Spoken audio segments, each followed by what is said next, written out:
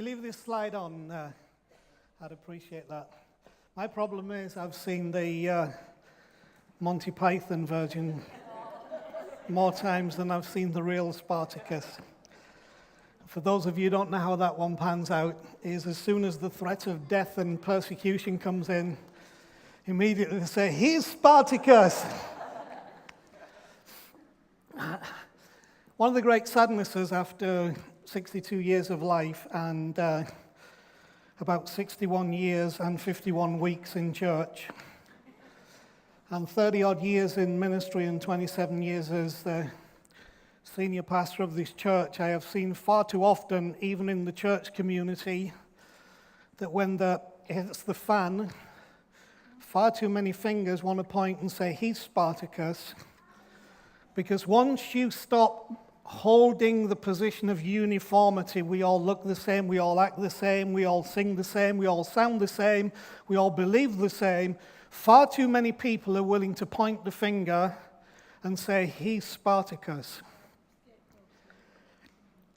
Unity is a great idea on paper. It's not such an easy thing to achieve in reality.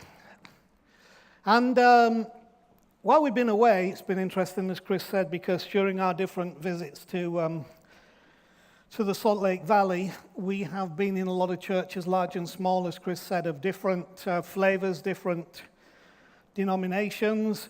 And in all of the churches that we have visited, 2 people have said hello to us. Now, that's in churches of 1,000, and it's in churches of 50 or 60. 2 people, and one of those was an accident. You know that uncomfortable moment when you do one of these with somebody and you bump into them, and kind of you got to say something. So, recognizing we weren't from there, we managed to get an hello. So one hello was deliberate. Now, there's a couple of things I want to say about that. Number one, this place is amazing for that. For the friendliness, for the way people are spoken to, for the way people are welcomed, for the number of people who speak to people, and we want to do that even better because it's important. I'm very rarely an attendee at church. I'm usually a leader in church. So very rarely do you get to experience what it's like to go to church as a person when you're not speaking or when you're not doing some performance thing. So it was very interesting to see a couple of things. Number one, that websites and reality are very often not the same thing. There are many places that, and I don't mean to sound critical, but I've been in this, I have the right to sound a little critical because I want us to measure ourselves by the same measure. Many people are legends on their own website. Many people are inclusive on their own website. Many people are welcoming on their own website, but when you hit the reality, it's the same old of what we call the common narrative, where we have become institutionally religious rather than Jesus impacted. At the center of all that we do and all that we want to achieve is not to preserve a religious position. It's to try and release the spirit, the life, the attitude, the heart of Jesus, who was an incredible, amazing guy. And I'll talk a little bit about his inclusivity a little bit more later on. So what is it that you notice about that picture? Anybody? All the shoes are the same. Now, this is actually a card for a church, and I don't think it was produced with any malice. In fact, I think it was produced with a great heartfelt sense of reaching people. But what that says to me is as long as you wear the same shoes, we invite babies, infants, mums, and dads. Can you see that? We're happy for you to be a different size and even to some degree a different sex, but don't push that one too far either. As long as you wear the same shoes, we're happy. Now, I hate that kind of religion. That's why, as Chris said, we are pursuing and walking a road less traveled, because we don't want this to be a place where everybody's welcome as long as you wear the same shoes. As long as you walk the same, think the same, act the same, be the same. Now that poses all kinds of challenges because in the opposite to unity, uniformity is much easier to manage. And also the problem is that uniformity creates judgments. Because if everybody is uniform, anybody that doesn't fit that mold, doesn't dress that way, doesn't act that way, is not the same orientation. There are immediately judgments because uniformity looks good on the outside, but it's wicked on the inside. We do not live in a uniform world. We live in a diverse world. A world diverse of plants and creatures and climates and countries and places. One of the things I love about Salt Lake is that on any day, my limited view is about 10 or 11 miles. We can see Salt Lake City from Murray, where our apartment is, on every single day, and we can see the mountains. Here, you're lucky if you can see 50 feet. Everything's low, everything's compact, everything's tight. I think there's a lesson to be learned there because the problem is that when we get tight and close and insular, our vision becomes limited and we can't see far enough to stretch our expectations and to stir the pioneer inside of each one of us. A church for everyone, as long as you have the same shoes. So I've said unity as an idea is absolutely amazing, but as a reality, as an outworked truth, it is much more difficult than that. Too often our philosophy of unity and our philosophy of acceptance is, accept me as I am. And that's often as far as our thoughts on unity goes. Accept me as I am. You have to accept me as I am. But what about you accepting me as I am?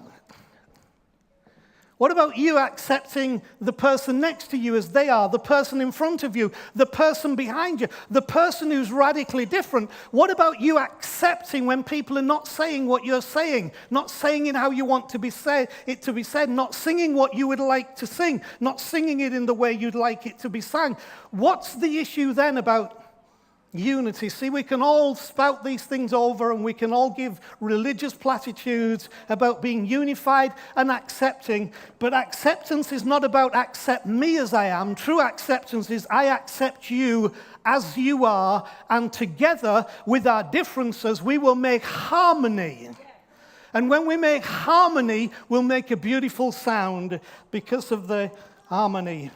I pulled this quote off, I think it was on, I can't remember whether it was on a Facebook post or something, but it says, one aspect of uniformity is demanding another party change. That's what uniformity does. You have to change or I can't accept you. A lot of the gospel, as I understood it, used to be that. You have to change or you don't belong. Or demanding that the other party conform in order to achieve agreement, peace, or prosperity. Uniformity does not allow for negotiation or compromise. In contrast, unity values difference. It acknowledges that people have different religions, different cultures, different political views. And here's the key thing I'm going to close with. Uniformity does not require grace. But unity does. And that's why there are more places that are uniformly put together, or put together by uniformity. I made up a word there, Jen. More places constructed by uniformity than unity, because uniformity doesn't need grace, but unity does. Jesus brought into his circle those who needed grace, because he was not creating uniformity. That becomes religious dogma. He was creating unity, which becomes life that changes the world.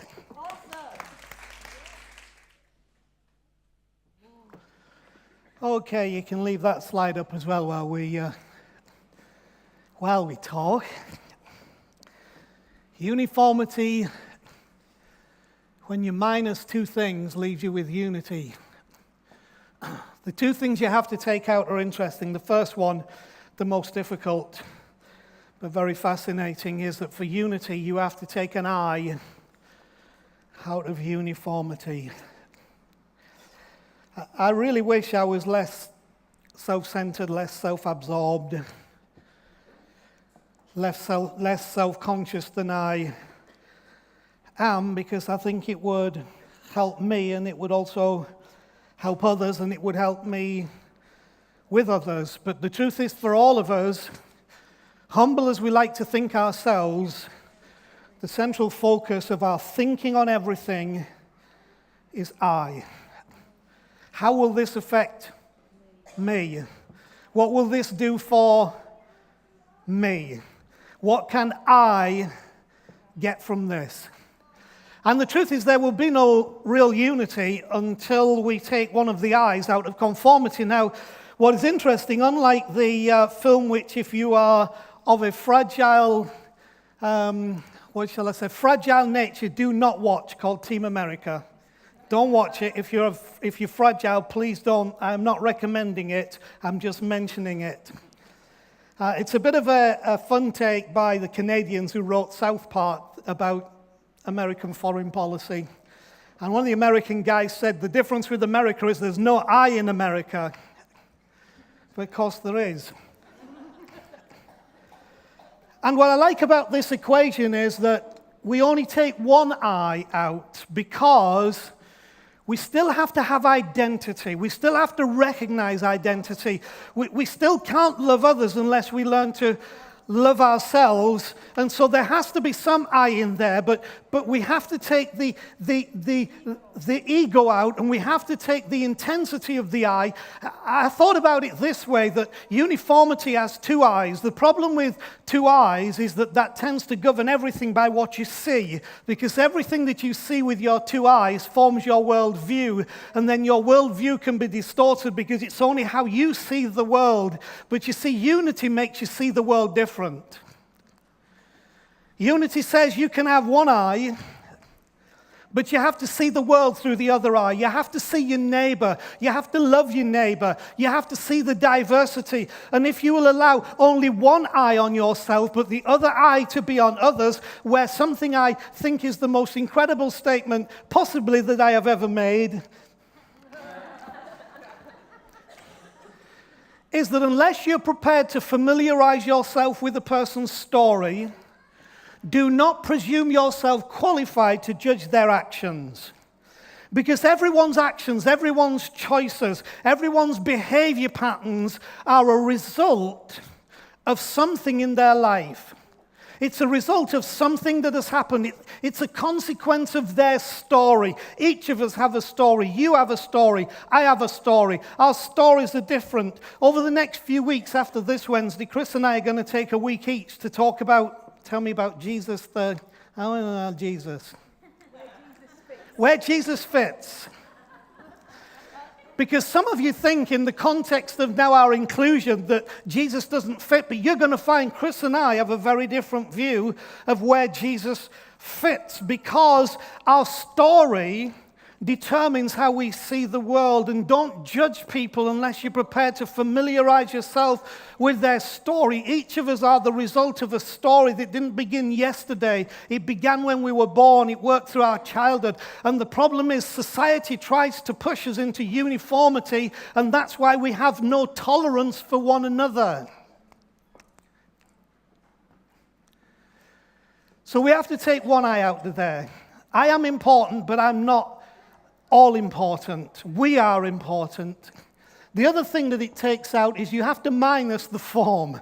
Now, if I could say one sin of the church in my lifetime, it's form. We talk about form and ceremony. Form and ceremony. Form and ceremony. Now, here's what it does. It makes us feel comfortable and safe, because our familiarity makes us measure what is right and what is wrong. What we are familiar with influences our understanding of right and wrong more than anything else. But you see, we've chosen to go a path where we take the form out. And some will like it and some won't like it. I don't like all of it. because I like a bit of form. I have a history. I have a story. There are things about church life that make me feel incredibly secure, but I have to deny myself those things because I realize it's all about me feeling secure and got nothing to do truly with loving the world and changing the world and spreading the good news about Jesus. Even in what we believe the good news to be, we have reduced it to a form and a ceremony that says if you do this, this, and this, and pray that, that, and that, Jesus comes into your heart and you'll go to heaven. We have made a lifestyle into a destination. We've said it's all about avoiding a place called hell and going to a place called heaven. That it's a cosmic battle between a God and a devil. Because if we create those forms, we find it easier to handle. Life is messy. Unity is hard. But we're calling you to unity. We're calling you to go the hard road. We're calling you to do what Jesus did, because you see, when Jesus chose his disciples, he didn't go into the nearest synagogue or the nearest temple and pick a bunch of people who were pious and seemed to be upright. He started to pick common people who were diverse and different in society. He picked these fishermen, hard living, hard partying fishermen. And then he picked a guy called Matthew. Matthew worked for the Romans through their puppet leader Herod to collect taxes off his own people, and he was hated in the community, but Jesus loved him and brought him in and touched his life, and we had all this diversity. We know about the Blessed Virgin. But what about Mary Magdalene? The description it gives of Mary is that she was a practicing prostitute. What did Jesus do? He said, come in, you're welcome with me. So we don't have the pious family people who are the women that Jesus supports. Yes, they're fine and they're part of it, but he chooses the prostitute as well. He chooses the diversely different. He chooses the sexually troubled. He chooses all kinds of people. And he has this group of people following him who are just diverse, but the one thing they had was not uniformity. It was unity. And out of that unity has come something that, even though we have made a mess of so much of this religiously, has changed our world, and we are the beneficiaries of what came out of Jesus, including in unity those who we would have excluded, but he pulled them together and he made them one. And he took the form out of their lives because they were in a formulated society. And he helped them to take the I out of the story. And what they were left with was unity that literally changed the world. One verse before I close. This is what Jesus said to all these people stuck in their religion. A new commandment I give you. Now this was massive in Jewish culture. Not as massive to us because we don't hear it the same way. But they were so stuck in God has spoken and we have the commandment. And sadly, the church is the same way. And we've watched the battle in America. We should have the 10 commandments in the courthouse. One guy wrote, no, what we should have is the Beatitudes in the courthouse, not the 10 commandments. What Jesus said about loving people and reaching people and helping people and changing the world. We don't need the 10 commandments for society. We need the Beatitudes. If you want to read them, read from Matthew chapter 5. And you'll read these amazing statements that Jesus made. So he didn't say, hey, we've got to get back to the way we were. He said, I'm giving you a new commandment. And it's the only commandment I'm going to give you. This is the only real commandment that Jesus gave in the words of a new commandment. He said, and this is it, that you love one another as I have loved you.